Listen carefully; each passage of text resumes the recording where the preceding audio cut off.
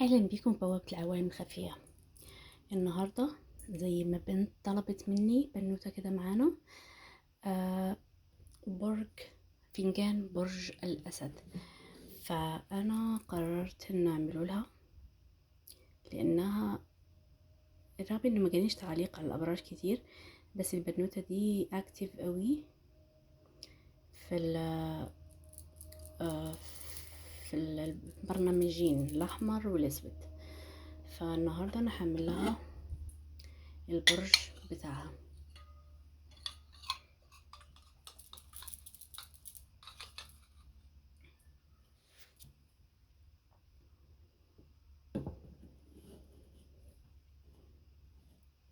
لو ما اشتركتوش لسه ما اشتركتوش معايا، اشتركوا عشان يوصلكم الجديد كله. واللي مش مشترك في البرنامج الاحمر، روحوا للبرنامج واشتركوا فيه علشان البرنامج الاسود ده او لا اللي يسمعني في البرنامج الاسود انا بحط الفيديو بعدها بيومين، بعدها ب3 ايام. فالقراءة دي ان شاء الله هتكون برج الاسد، قراءة عامة. القادم في طريق برج الأسد الفترة بتاع أغسطس، من أول أغسطس لآخر أغسطس. رغم إنه البنت طلبت مني فأنا عاملة قراءة عامة، مش قراءة للبنت بحد ذاتها.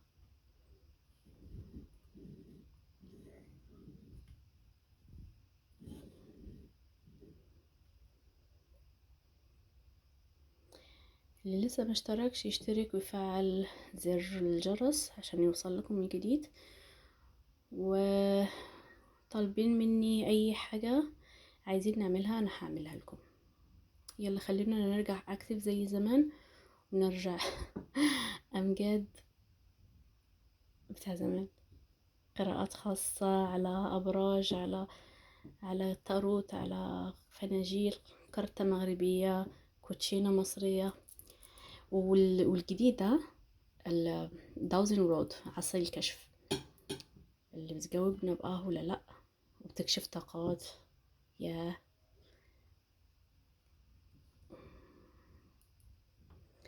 فنجانك يا برج الأسد، القراءة دي عامة مش خاصة. الفنجان ده مش مجرد فنجان قهوة، اوكي؟ دي مراية، مراية للروح. واللي ظاهر فيه النهاردة مش صدفة، ده برج أسد، أحلى برج، بحبه قوي برج الأسد ده. معرفش ليه، يعني أحسن برج بالنسبة لي اللي بحبه قوي بعد برج الحمل. اوكي برج العقرب هنا، انتم مين في اوكي anyway. الفنجان ده أعيد من أول أغسطس، يعني بكرة أو للنهاردة عندكم، آه لمدة شهر، يعني أغسطس كله. أوكي، هو الفنجان ده مليان أسرار ومليان نقط. في حاجات كتير هتتغير في حياتك يا برج الأسد. أول حاجة لفتت نظري في خط هنا واضح طالع من قاع الفنجان لفوق، وده معناه إنك طالع من ظلمة النور، خارج من كتمة أو ضيق المرحلة أوسع. شايفة دواير هنا؟ بصوا أنا بوريكم فنجان وبعدين أعيد الفيديو وأشوف لو في حاجة ظهرت تانية ممكن أصورها وأحطها في الكوميونيتي. زي آخر فنجان بتاع برج الحمل، كان مرسوم برج الحمل السيمبل بتاعه بالظبط. لما قلت الدواير دول، في هنا في شفتوا دايرين على الفنجان كله، في دواير دايرين على الفنجان تحت. دي دلالة انه في مواقف او اشخاص بيرجعوا تاني لحياتك. اوكي، وبرضو هنا في ظل، في ظل هنا في الحافة كده. في ظل ده، نقول لك ايه، اختبار كبير هيظهر في النص التاني من الشهر. عندك اختبار يا برج الأسد. والفنجان هنا بيقول لك قدامك باب، لو دخلته مش هترجع زي الأول. شكل الباب اهو. بلاحظ كمان انه في شكل وشين، الوشين دول واحد من هنا والتاني اهو هنا، اهو الوش التاني اهو هنا، كأنه في لقاء أو مواجهة مع شخص من الماضي. في حد من الماضي هيرجع لحياتك وانت هتواجهه، يعني ممكن يكون في تصادم، في صراع، في عتاب، في اي حاجة. المهم انه في شخص من الماضي هتقابله وجها لوجه، يعني وجها لوجه، او هيكون بينكم community you know. so لازم الشخص ده هيظهر في حياتك تاني، والظهور ده يا اما عتاب يا اما هتصفوا القلوب، ما اعرفش بالظبط. وفي هنا خط مكسور، شايفينه؟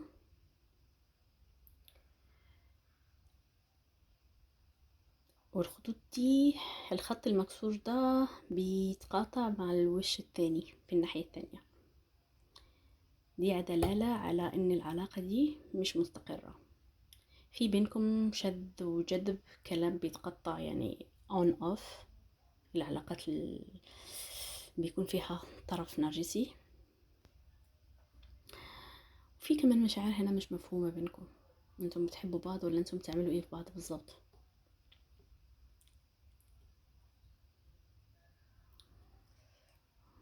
اوكي، المقطع دي هنا، الحتة دي سميكة جدا، شايفينها؟ مش سوري انا، لان انا معوجة على الكاميرا، مش انا معوجة كده ببص كده. فالحتة دي فيها قهوة سميكة، دي لحظة مفصلية، يا بداية جديدة يا نهاية نهائية بالظبط، يعني مش هترجعوا تاني. يعني دي في الشهر ده عندكم، يا إما هترجعوا بجد لبعض يا إما هتنهوها بمرة. واللي ما عندوش حد راجع، يبقى في حد هيدخل حياته يعني serious، حد يعني علاقة بجدية. اوكي،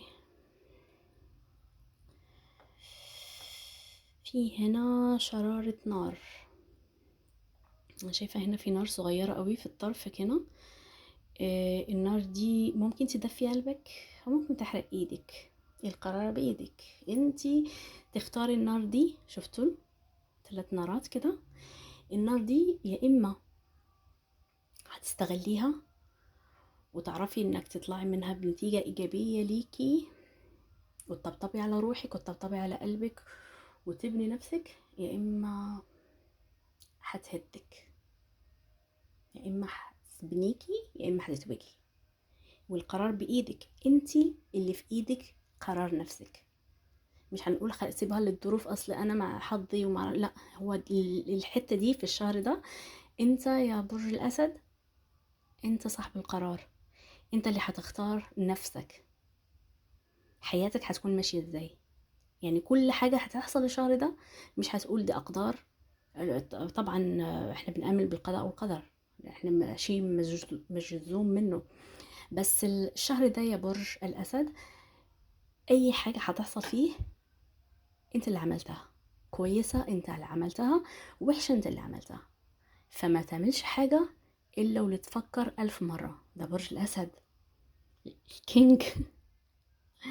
اوكي، شغل عقلك كويس قوي، لان كل حاجة بين ايدك يا برج الاسد. طيب قولولي في التعليق، انتوا مستنيين الشخص ده يرجع ولا خلاص قفلتوا الصفحة؟ لانه في ناس هنا بيبلي انه خلاص رموا طوبته، وفي ناس لسه مستنيين. انتوا من اي شخص فيهم؟ انت اللي مستني ولا انت اللي خلاص نفسي ثم نفسي وبعدي والطوفان؟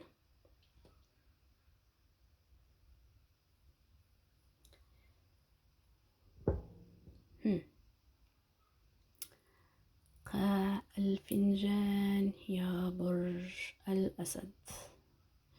سبحان الله، فضيته وتعمدت إني أفضي القهوة كلها ورجعت ما نشفتش. طيب يا برج الأسد، معناه إيه؟ واضح جدا إنه معناه هنا قرار مصيري مالي، يمكن شغل جديد أو اتجاه مختلف. يعني هتسلك اتجاه مالي، يعني هتروح مشاريع شغل. يعني هو بالنسبة يا إما شغل يا إما هيجيلك طريق رزق تاني. في هنا نقط متفرقة، شوية نقط كده في كل حتة شبه بعض. ده معناه إنه في فلوس جاية من أكثر من مصدر. هيجيلكم شوية فلوس حلوين مش من مصدر واحد. لو انت مدي الفلوس لحد هيرجعها لك. لو انت واخد يعني عامل جمعية هتاخد فلوسها. المهم الشهر ده عندك شوية فلوس حلوين داخلين من أكثر من مصدر، يعني مش بس مصروفك أو لها ماهيتك، لا ده أكثر من مصدر. يعني مش مكان واحد هو اللي هيديلك فلوس، مش مرتبك أو تروح البنك تسحب فلوس، لا هو في كذا مكان هيديلك الفلوس دي. شفتوا النقط شكلها زي بعض متفرقة.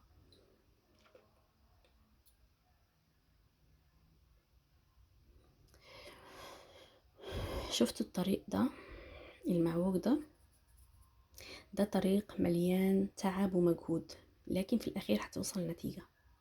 شفتوا في ناس مش هيبروكم الفنجان واللي هيقولوا لكم معانيه. اوكي، انا يعني احب الناس انها تشارك معايا اللي انا شايفاه. شفتوا الطريق ده معوج، اخر حاجة هيروح. يعني انت يعني الناس، في ناس هتبتدي من هنا تروح على طول للنهاية، يبقى الطريق سالك عندهم. بس انت يا برج الاسد عندك تعرجات، طالع نازل كده، يعني حياتك مش سهلة. بس اخر المسار هتلتقي مع الطريق السهل، يعني ختام الطريق السهل ان هتوصل. يعني اللي هيوصلوا الناس اللي جالهم طريق سالك كده انت كمان هتوصل له. يعني انت كمان عندك طريق كويس هتوصل له. شايفة كمان هنا زي حجر ثقيل واقع.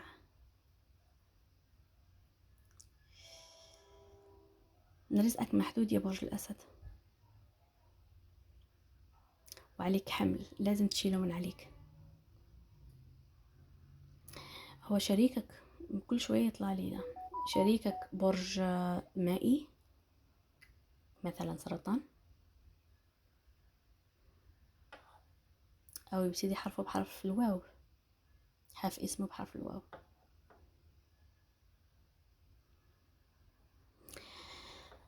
اوكي، انا بدي معلومة بس حبيت اني اقولها، بس ما ممكن تنطبق على 1%، رغم ان انا بشوفوني بس 100 بس واحد منهم ممكن تنطبق عليه المعلومة دي. يا اما برج حبيبه مائي سرطان، ويا اما حرف اسمه واو بيبتدي بحرف الواو. هنا عندك عين مفتوحة، معناها انه في حد بيراقبك ويفكر فيك من بعيد.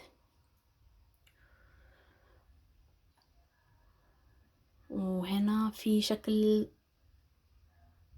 طير صغير، دي رسالة او خبر هيوصل لك قبل ما الشهر يخلص ان شاء الله. يا رب خبر كويس يا رب ان شاء الله. الواحد بقى بيتمنى اخبار حلوة حتى لو لغيره يفرح لها. الواحد اكتبولي لو جالكم خبر ان شاء الله يكون حلو يا رب، فرحوني معاكم.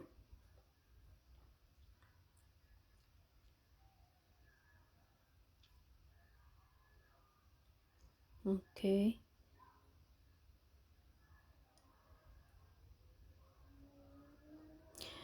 وفي كمان هنا ظل، شايفة ظل اهو.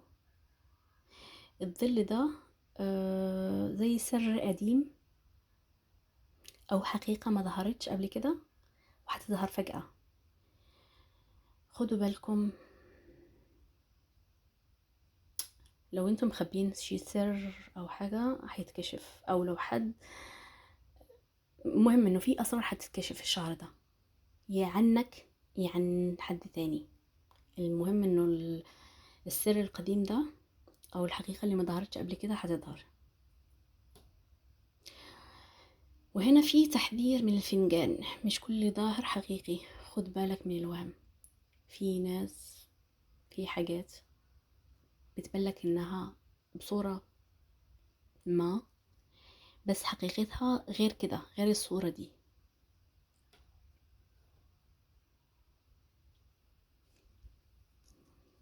أحس بقيت هذا برج مائي سرطان لحد ما مسحت الفنجان بإيدي نفس المكان. إن شاء الله يكون عنده معلومة هنا وغيرت مصير الشهر. إن شاء الله الحركة اللي حصلت دي تكون غيرت مصير الشهر. طيب نشوف هنا في إيه في الناحية دي. أوكي، هنا في جذور أشجار، أنا شايفة شوية جذور. بصوا اهي الشجر هنا، وده الجذور بتاعه، التفرعات بتاعته. اوكي، الشجرة دي علامة على اجتماع او دعم عائلي قوي، يعني حد من عيلتك هيكون في صفك، هيدعمك ماديا معنويا. كل نفسيا ايموشنال، يعني ايموشنال يعني حب كده يحتويك. اوكي، انه في دعم من عيلتك القريبة، يعني جوزك، اولادك، اخوكي، امك، ابوكي، حاجات كده، او حتى عيلتك الكبيرة، نسايبك، يعني حتى كده هيقف في صفك وهيدعمك. المهم في دعم عائلي، اللي هو ايه؟ اكتبوا لي في كومنتات اي حاجة هتحصل معاكم شفتوها في الفنجان دي، قولوا لي، اكتبوها لي في كومنتات. اوكي، انا بقرا فنجان عام، يعني مش لشخص واحد علشان اقول لك انت فلان او فلانة، او لشخص اوصف لك شخص ما. نو الفنجان ده عام لكل الناس، ممكن ينطبق على مليون من البشر، وممكن ينطبق على شخص واحد بس.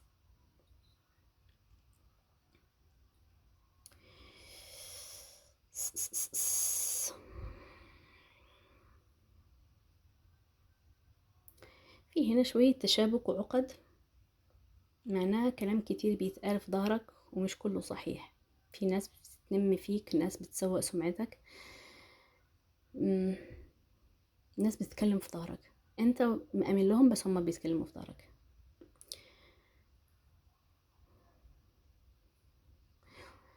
شفتوا الخط اللي انا رسمته بصباعي ده؟ ان شاء الله ده نقطة النور واللمعان اللي يكون في حياتك يا برج الاسد، زي انه في شخص صادق هيوقف جنبك وسط الزحمة دي. شفت فنجانك كله متشابك، بس الخط ده عمل زي النور او الشعاع داخل حياتك. ففي حد وسط الزحمة دي كلها هيكون جنبك وفي صفك وهيدعمك، هيكون نقطة نور في حياتك، او اللي هيرشدك، هياخد بايدك لبر الامان. طيب هنا الشخص ده الفنجان بينصحك انك تقرب منه عشان هو قلبه صافي.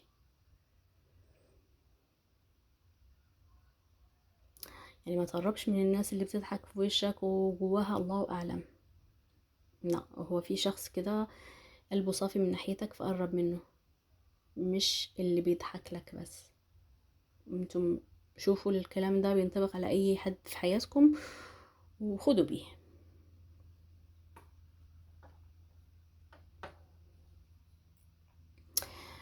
طيب ايه الخط ده يا روح؟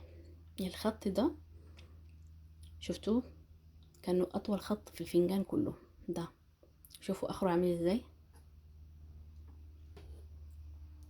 ده معناه سفر او انتقال لمكان جديد.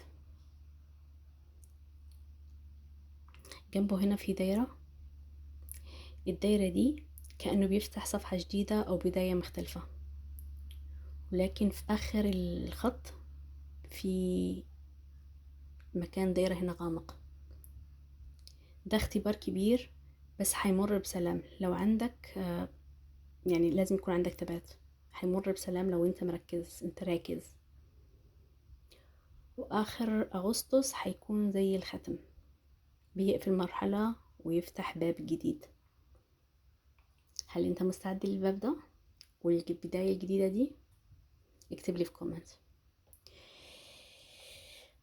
فنجاننا بيحكي اسرار، واسرارك دي بتتقل من شوية قهوة. ومين اللي بيشرب القهوة؟ انا روح بشرب القهوة بنية البرج الفلاني. ربنا يسامحكم لاني انا بشرب قهوة بالليل وافضل سهرانة. بعمل فنجان بالليل، اوكي، قراءتي كلها بعملها بالليل. يا برج الاسد، اغسطس ده بالنسبة ليك ده شهر مش عادي. هيكون عندك حب او رزق يا كشف سر. حاجة هتتغير وهتختلف من شخص للتاني، اوكي. لسه في سر ما اتكشفش، السر ده هنفتحه في قراءة جاية. لو انتم حابين ان نعمل فناجين تاني، ولو حسيت ان القراءة دي منطبقة عليك ولمستك، سيبلي تعليق واكتب اسمك. يمكن لو لقيت تفاعل هعمل لك فنجان مخصوص باسمك وبرجك، او قراءة انت اللي تختار، اوكي. شيروا الفيديو لو عجبكم ودوسوا لايك. تفاعلكم معايا، لايكاتكم، تعاليقكم بتخلي الفيديو، والشير كمان بيخلي الفيديو يوصل لناس تانية ممكن محتاجة تسمع القراءة دي. أشوفكم إن شاء الله في فيديو جاي في برج جديد. سلام.